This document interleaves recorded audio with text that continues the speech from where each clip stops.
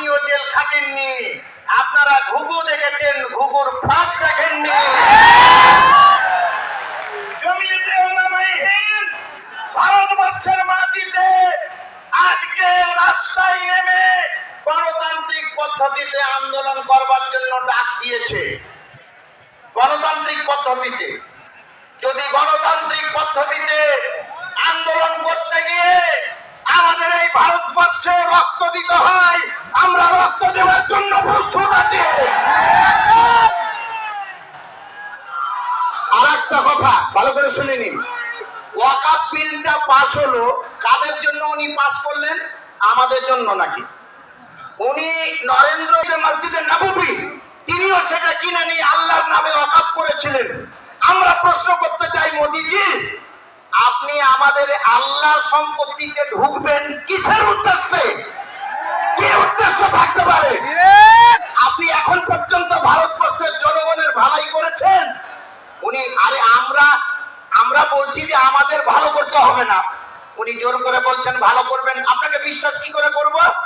আপনি বলছেন যাদের পোশাক দেখলে চিনতে পারা যায়, আপনি তাদের ভালো করবেন?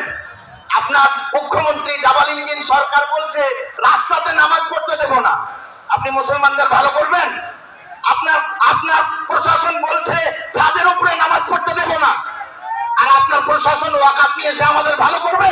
আমরা বিশ্বাস করি না, একটু বিশ্বাস করি না আপনাকে। আর একটা কথা জেনে রাখবেন, এই বিল পাস কাদের জন্য হলো জানেন? ওই পাল্টুরাম চাচা, নীতিশ কুমার জি, আর ওদিকে তামিলনাড়ুর অন্ধ্রপ্রদেশের মুখ্যমন্ত্রী কদিন আগে তার পার্টিতে গিয়ে আর আমাদের বুকে ছুরি মারবে।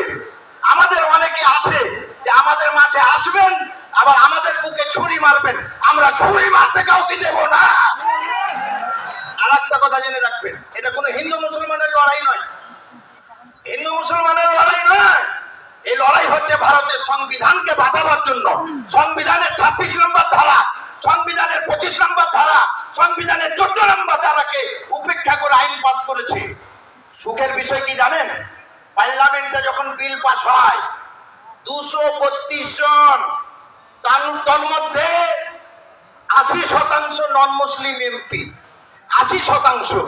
তার মানে হিন্দু শুধু মুসলমানের হলে যে সমস্ত এমপি ওয়াকাফ বিলের বিপক্ষে ভোট দিয়েছেন, আমরা তাদেরকে সাধুবাদ এবং ধন্যবাদ জানাতে চাচ্ছি জি, যে তারা আমাদের হয়ে ওয়াকাফ বিলের জন্য লড়াই করেছেন। তো যারা লড়াই করছেন তাদের সঙ্গে আমরা আছি, তাদের সঙ্গে আমরা থাকবো। আর আরেকটা কথা,